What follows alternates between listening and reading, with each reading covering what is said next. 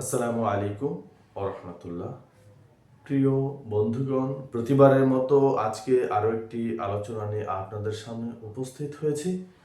আজকে আমি আলোচনা করব যুক্তবর্ণ পড়া এবং জফলাযুক্ত শব্দ পড়ার কিছু কৌশল। তাহলে শুরু করা যাক আজকের আলোচনা। প্রথমে আমরা দেখব যুক্তবর্ণগুলো কিভাবে পড়তে হয়। যদি আমরা প্রথমে এই একটা শব্দ দেখি, লন্ড, এখানে কোন কোন বর্ণ আছে আমরা প্রথমে সেটা জানা দরকার। প্রথমে আমরা যদি ন যোগ ড, এখন এটা কিভাবে পড়ব। এখানে তো দুটো বর্ণ আছে, একটা হচ্ছে ন আর একটা হচ্ছে ড, কিন্তু এখন পুরো শব্দটা আমরা কিভাবে পড়ব তাহলে দেখুন, ল ন ড, এখন কি লনড হয়ে যাবে, শব্দটা কি হয়ে যাবে, লনড হয়ে যাবে। কিন্তু আসলে শব্দটা আমরা কিভাবে পড়বো দেখেন, এই এই যে প্রথম বর্ণটা আছে, প্রথম বর্ণ এখানে এসে আমরা একটু থামবো, লন, কি করলাম, লন, একটু থামলাম, তারপরে যে বর্ণটা আছে সেটা উচ্চারণ করব, ড, লন ড, লন ড। এরকম যদি আরো কিছু শব্দ আমরা নেই, যেমন একটা শব্দ নেই, সেটা হচ্ছে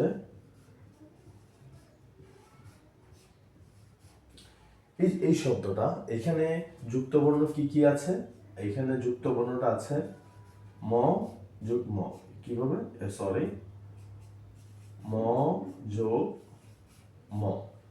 এখন আমরা পুরো শব্দটা কিভাবে পড়বো সেটা একটু দেখি। সরি, আকার দেওয়া হয়নি, দেখেন, সমযোগ মান, সমমান না, এরকম হয়ে যায়। কিন্তু এই যে একসাথে যুক্তবর্ণটা হয়েছে, এটা আমরা পড়ব কিভাবে, সমমান। এই শব্দটা যদি আমরা পড়ি তাহলে এইভাবে হয়ে যাবে কি, সমমান। কিন্তু এই শব্দটা কিভাবে পড়ব, কি বলেছিলাম, এই দুইটা অর্থাৎ যুক্ত বর্ণ ভাঙার পর যেই দুটা বর্ণ পাওয়া যাবে, সেই বর্ণের প্রথম বর্ণটা এখানে এসে থামতে হবে। তাহলে এই দুইটা বর্ণ, প্রথম বর্ণ কোনটা, এটা, এখানে আমরা থামবো, সম, এভাবে পড়বো না, সম মান, কি পড়বো, সম মান। লং ড যেভাবে হয়েছে এটা হবে কি, সম মান, এভাবে নয়, সম মান, এভাবে পড়তে হবে। এরপর যদি আমরা আরেকটা শব্দ নেই, সেটা কি হতে হবে, মনে করেন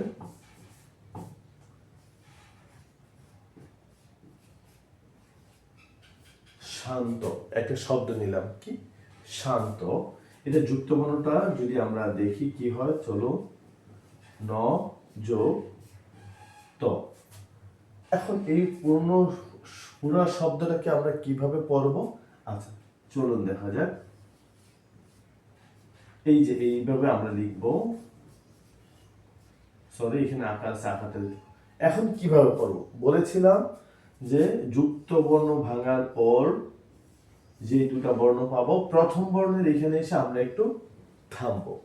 তাহলে শান ত, কি হয়েছে, শান্ত, শান্ত। এরকম অসংখ্য শব্দ আপনারা পাবেন, যেগুলো ঠিক এইভাবে পড়লে আপনার যুক্তবর্ণ পড়া হয়ে যাবে। উদাহরণস্বরূপ যদি আমরা আরো দু একটা শব্দ নেই তাহলে আরো বেশি ক্লিয়ার হব। যদি এরকম একটা শব্দ নেই,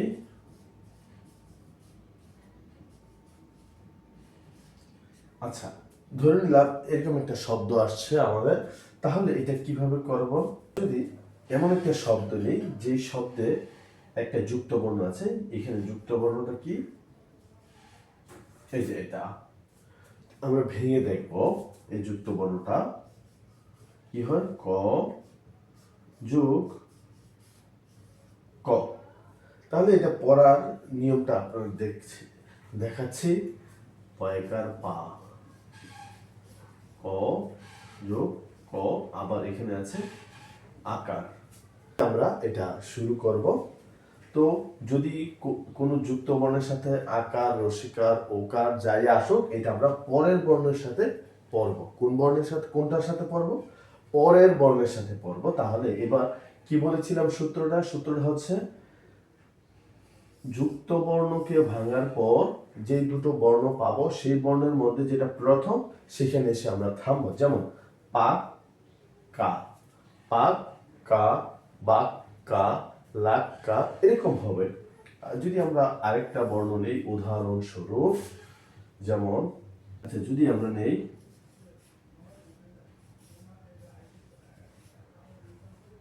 মুক্তি, আমরা যদি এরকম একটা শব্দ নেই তাহলে কি হয়? প্রথমে আমরা যুক্ত বর্ণটা আলাদা করব, ক যোগ ত। ঠিক আছে, এখন আমরা এই শব্দটাকে পড়ব।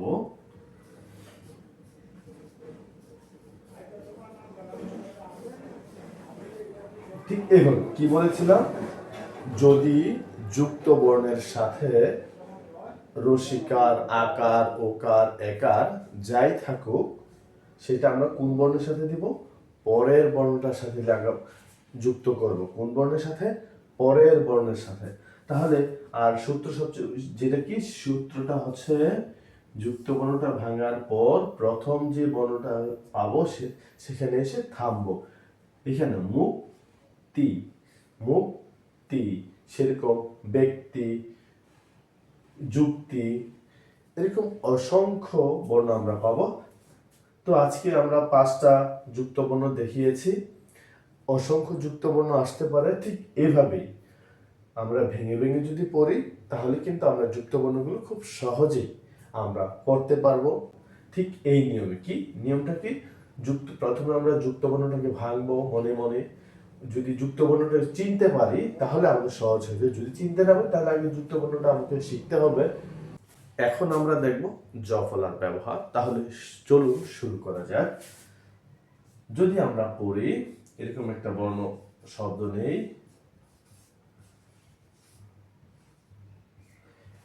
এই যে এইটাকে আমরা এই জ ফলাটাকে আমরা সাধারণত কিভাবে ধরবো? একার হিসেবে ধরবো। কি ধরবো এটাকে?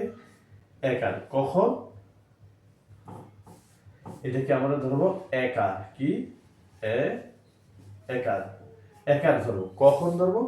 জ ফলাটা যখন প্রথম বর্ণের, শব্দের প্রথম বর্ণের সাথে যুক্ত থাকবে তখন আমরা এটাকে ধরবো একার।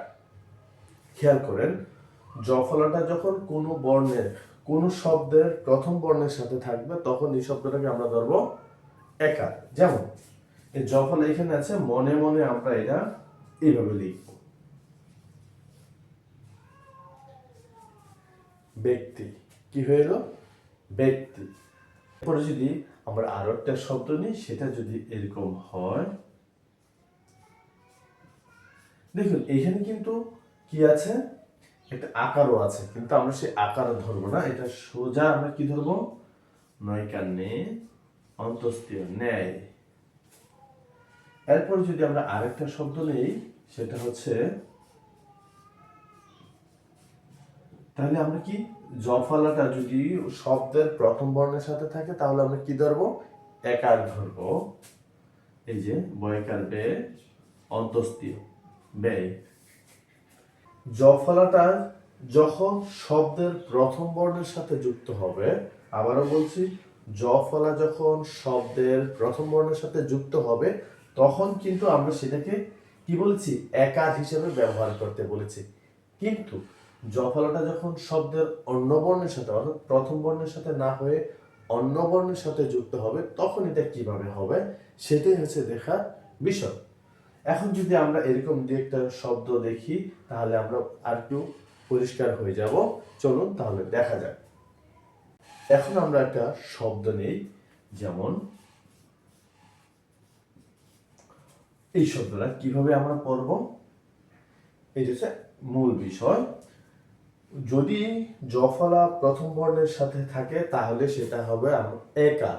কিন্তু যদি প্রথম বর্ণের সাথে না থেকে অন্য কোনো বর্ণের সাথে থাকে তাহলে সেটাকে আমরা ধরবো, যেই বর্ণটার সাথে থাকবো সেই বর্ণটাকে আমরা ধরবো দুইবার। কিভাবে দেখুন, প ন ন। তাহলে এইটাকে আবার এই যে দুইটা বর্ণ হয়েছে, প্রথম বর্ণটার সামনে এসে আমরা একটু থামবো। পন ন, পন ন। ঠিক যদি আমরা আরেকটা শব্দ নেই, সেটা কি এইভাবে গণ ন, গণ ন, পণ্য, গণ্য। আমরা যদি আরেকটা শব্দ নেই, সেটা হবে এইভাবে, তাহলে সেটা কি হবে, এখানে সে থামতে হবে। অর্থাৎ এই যে যুক্ত বর্ণ যুক্ত, অর্থাৎ জফলা যুক্ত যে বর্ণটা আছে, সেটাকে আমরা ওই বর্ণটাকে দুবার পড়বো। কয়বার? দুইবার। দুইবার পড়লে কি হবে, ঠিক আমাদের যুক্ত বর্ণ জফলা যুক্ত শব্দটা উচ্চারণ হবে। কিভাবে? যেমন যদি পড়ি, এই যে শব্দটা জফলা যুক্ত যে বর্ণটা থাকবে, সেটাকে আমরা দুইবার পড়বো, দুইবার উচ্চারণ করব। যেমন মান্য, গণ্য, পণ্য, তুল্য। আরেকটা যদি শব্দ নিই আমরা, এরকম কি হবে, এই জফলাটা লয়ের সাথে আছে, লটাকে আমরা দুইবার ধরবো।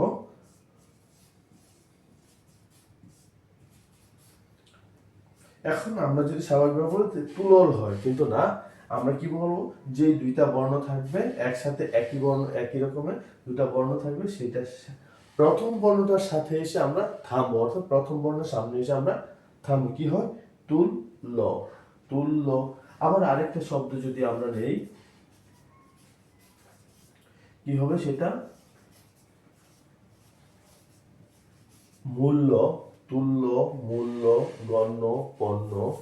এরকম অসংখ্য শব্দ আসতে পারে জফলা যুক্ত।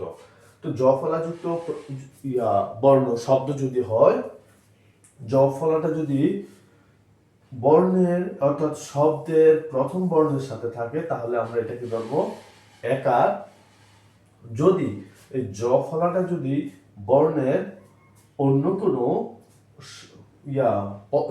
শব্দের অন্য কোনো বর্ণের সাথে থাকে, তাহলে ওই বর্ণটাকে আমরা দুইবার পড়ব। তাহলে হয়ে যাবে আমাদের যুক্ত বর্ণ, তাহলে হয়ে যাবে আমাদের জফলা উচ্চারণ। ঠিক তেমনি পণ্য, গণ্য, মান্য, তুল্য, মূল্য, মূল্য, ঠিক এইভাবে হয়ে যাবে। তাহলে আজ এই পর্যন্তই।